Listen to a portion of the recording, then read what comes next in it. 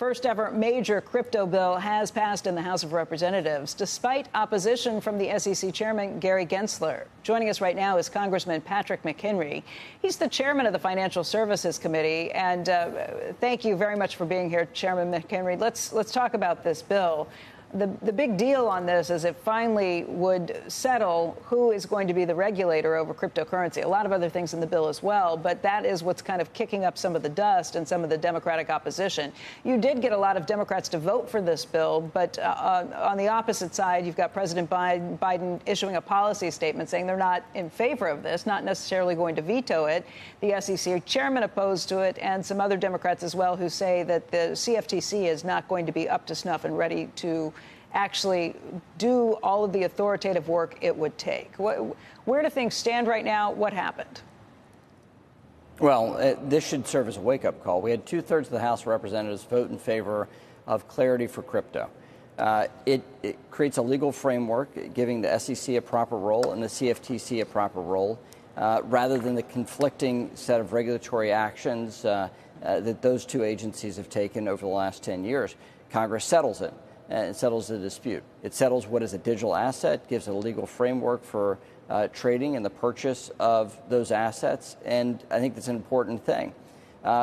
This was a vote that included 71 Democrats across the ideological spectrum. That should be the wake-up call to the Senate. That should be the wake-up call to the administration, and in sound policy.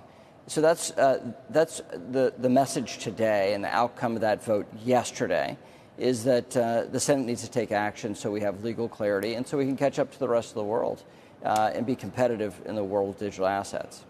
It has been a long time coming. This is a crazy turf fight that we feel like we've been watching to kind of play out.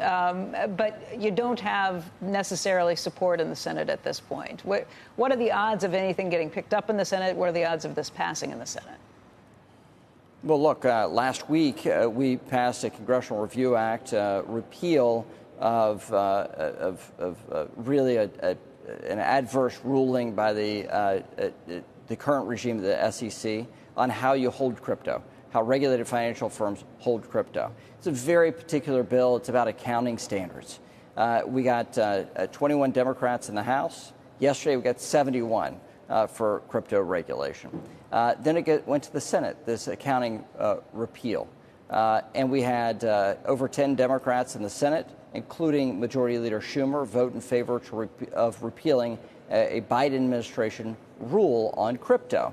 So don't count the Senate out. I think they have a huge opportunity here. I think you have a lot of interest with the bipartisan Senate leadership between Sinema and Gillibrand on the Democrat side and Lummis on the Republican side.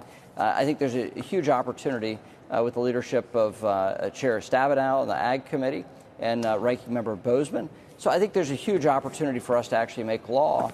We've gotten much further in election year on policy than I expected, and I'm so focused on just landing deals wherever we can, no matter the political environment. And yesterday's a good statement on that.